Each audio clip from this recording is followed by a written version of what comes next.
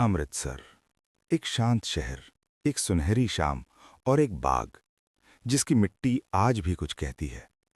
13 अप्रैल 1919, बैसाखी का दिन। हजारों लोग इकट्ठा थे, लेकिन किसी को अंदाजा नहीं था कि अगले कुछ मिनटों में इतिहास की सबसे खामोश चीख यहीं जन्म लेने वाली है। जलियांवाला बाग। चारों तरफ ऊंची दीवारें, एक ही संकरा रास्ता आने और जाने का।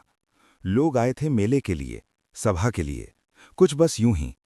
बच्चे हंस रहे थे, औरतें बातें कर रही थीं, किसानों के हाथों में उम्मीद थी। किसी को नहीं पता था कि ये जगह कुछ देर में बच निकलने की जगह नहीं रहेगी। कुछ हफ्ते पहले रॉलेट एक्ट लागू हुआ। बिना मुकदमे गिरफ्तारी, बिना वजह सजा। पूरा देश उबल रहा था और अंग्रेज सरकार डर चुकी थी।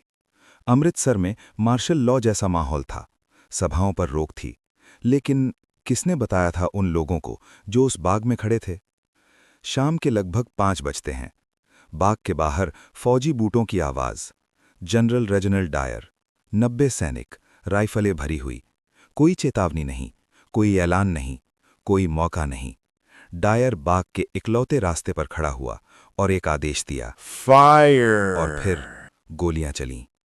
भीड़ समझ ही नहीं पाई कि हो क्या रहा है। लोग भागे, लेकिन भागें तो कहां? दीवारें ऊंची थीं, रास्ता बंद था। गोलियां सीधे भीड़ में उतारी गईं। बच्चों पर, औरतों पर, निहत्थे लोगों पर। जो गिरे, उन्हीं पर फिर गोलियां।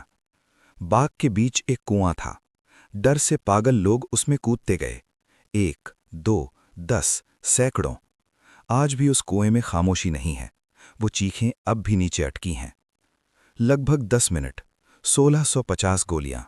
जब गोलियां खत्म हुईं, तब सैनिक रुके। डायर ने पलटकर देखा भी नहीं, वो चला गया। पीछे छोड़ गया लाशें, घायल और एक ऐसा डर जो पीढ़ियों में उतर गया। कर्फ्यू लगा दिया गया। घायलों को मदद नहीं मिली। लोग रात भर अपने अपनों की लाशों के पास पड़े रहे। अमृतसर उस रात सोया नहीं। सरकारी आंकड़ा बोला 379 मौतें, लेकिन सच्चाई 1000 से ज्यादा। ब्रिटिश सरकार ने जांच की। डायर को दोषी कहा गया, लेकिन सजा? कोई जेल नहीं, कोई फांसी नहीं। उल्टा इंग्लैंड में उसे हीरो कहा गया। जलियांवाला बाग सिर्फ एक हत्याकांड नहीं था। ये वो पल था जब भारत ने समझा, अब आज़ादी मांगने से नहीं मिलेगी। गांधी जी ने असहयोग तेज किया।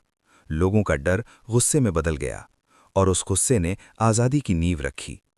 आज जलियांवाला बाग एक स्मारक है, लेकिन याद रखिए, ये बाग फूलों से नहीं, कुर्बानियों से सींचा गया है।